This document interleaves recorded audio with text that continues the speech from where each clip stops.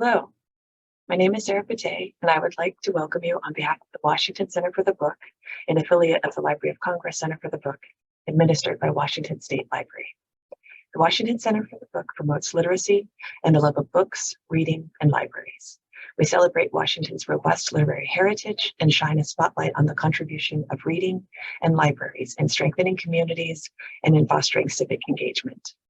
One of our projects is the Washington State Book Awards, and we are thrilled to have you here with us for another event in our series to celebrate the 2022 Washington State Book Award winners. The 2022 Washington State Book Awards are a partnership of the Washington Center for the Book and the Seattle Public Library. Thank you to Linda Johns and Sarah Wong for all of their help with this project. When Sundee Frazier was 9 years old, she told her mom she wanted to write a book and get it published.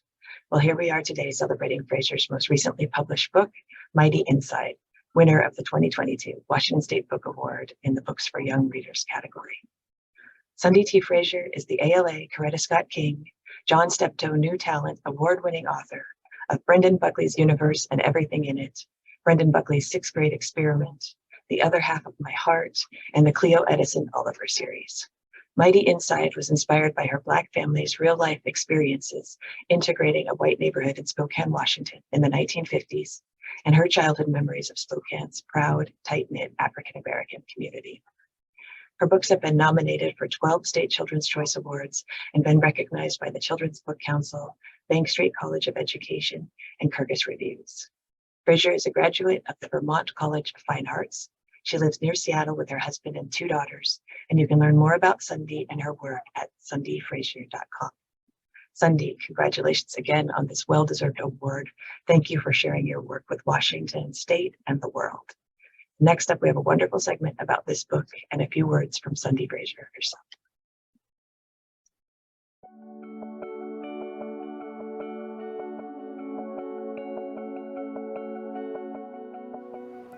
The idea for Mighty Inside was planted about 20 years ago when my grandma told me the story about how she and my grandpa bought their first home in a neighborhood where Black people weren't supposed to live.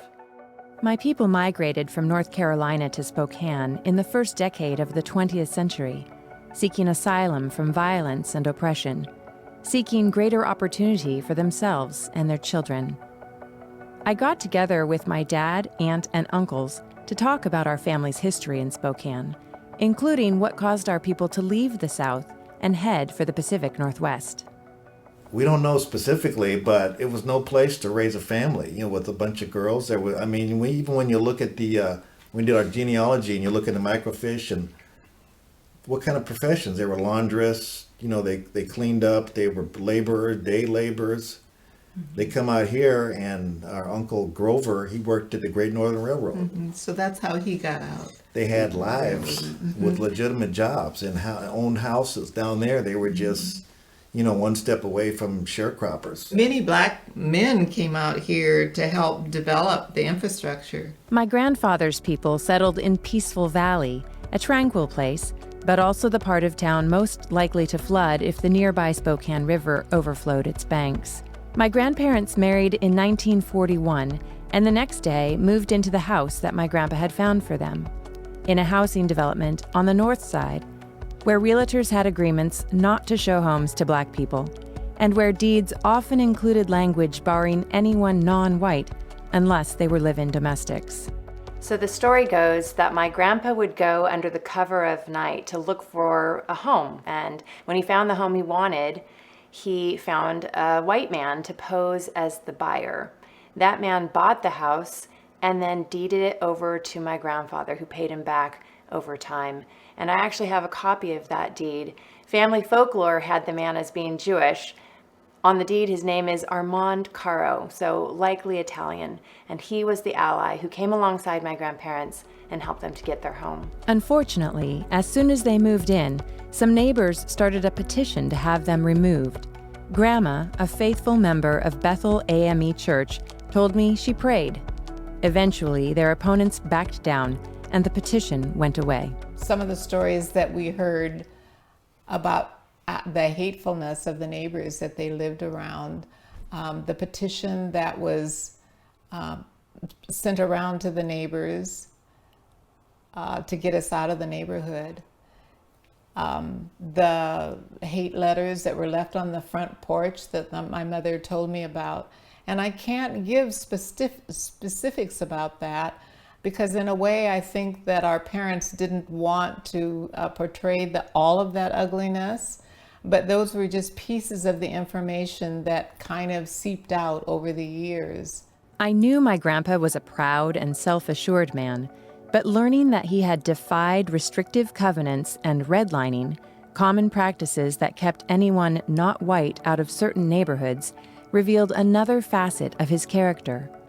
What drove him to circumvent the realtors and banks, to challenge the socially accepted segregation that kept Black and white people separate, even here in the Northwest? He had a vision for his family, and school and education, I think, was because Dad was big about education. I mean, he didn't get to complete what he wanted education-wise, but he had a vision. And I think in his mind, he felt that the public school system was going to be better in the white part of town.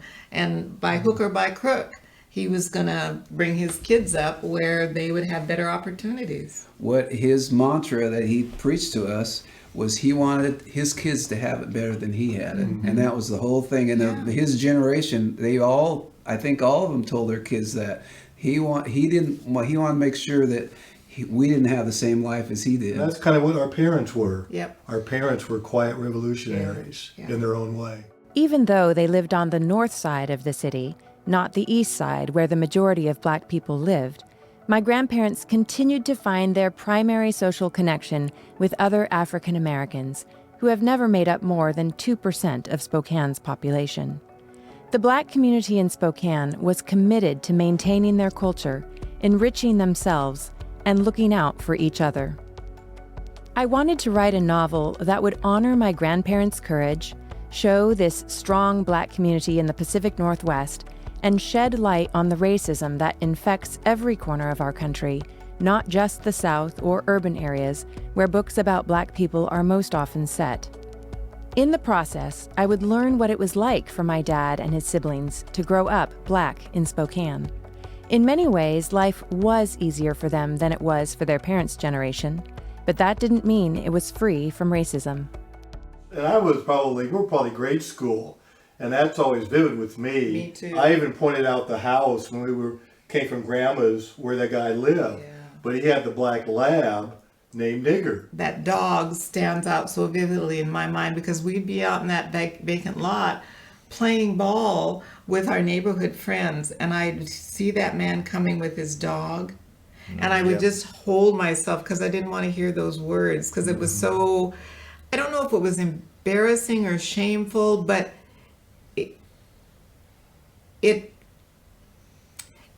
that is when I felt the difference between my neighborhood friends. That pushed you down. My dad had an additional challenge, a speech impediment. As I got into high school, it was always like I didn't want it to limit me, but I knew I was always guarded on talking situations in the classroom or wherever, finding ways to hide it or to get around it. So if I ever had to read, that was difficult. In the 1950s, there was even less support for stuttering as a way of speaking than there is today, but my dad found success in high school sports, student government, and academics. When I started writing this novel, I wasn't planning on having Melvin, my main character, stutter, but over time it became clear that this would be a part of his story, of him overcoming his fears, finding his voice, and learning to accept himself. I don't know all of what my grandpa had to overcome, but I know he lived life on his own terms. His protest against the racist society he was born into was to be himself. I was the first grandchild and the only one who had the honor of getting to know him. He was already ailing by the time I came along, one of the first at-home kidney dialysis patients in the U.S. His imprint is on almost everything I've ever written, but this novel, in particular, only exists because of him. Grandpa died at the age of 63, his years no doubt cut short by the stresses of having to fight his whole life to be seen as an equal, deserving of all the same rights, privileges, and pleasures as anyone else. But Grandma stayed in that home for 50 years. That home that represented so much: love, sacrifice, commitment, the struggle of Black people to be self-determining, to live freely wherever they want with the inherent dignity of all human people, and the need for allies to come alongside and fight for that vision to become reality. I'm proud of this novel, and I know my grandparents would be too. So I am so proud of being able to present this book to the public, and I'm so grateful to all of you for the role that you've played in supporting me in writing this book. And the dedication for Mighty Inside reads, to my dad, Richard William Tucker, for being my #1 fan and for not letting anything stop you from speaking or contributing to your community. And to my aunt and uncles, Kathy, Steve, and Neil, thank you for sharing your memories and taking on the elder's mantle for us. This one is for the 4 of you.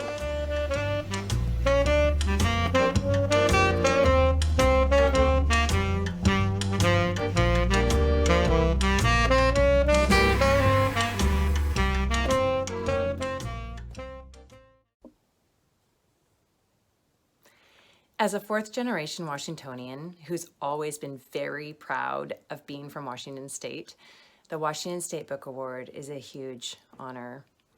It took me over 10 years working off and on to find Melvin's story, a story of interracial friendship, self-acceptance, and Black joy and endurance in the face of intimidation and exclusion.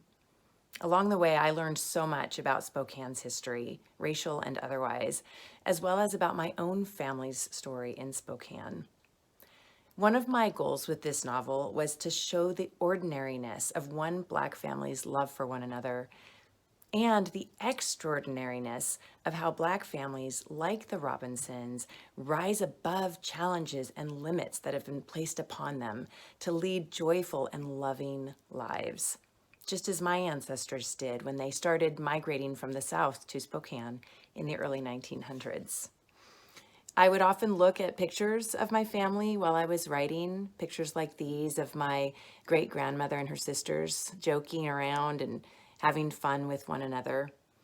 They found joy through their bonds, through community, through faith, through hope for the future, and through being in the present. And I know that if they were here now, they would be celebrating Mighty Inside and the Washington State Book Award with me. So thank you to the Washington Center for the Book for this incredible honor. It honors not only my efforts and story, but also the story and presence of African Americans in Washington State. And I will cherish it always. Thank you.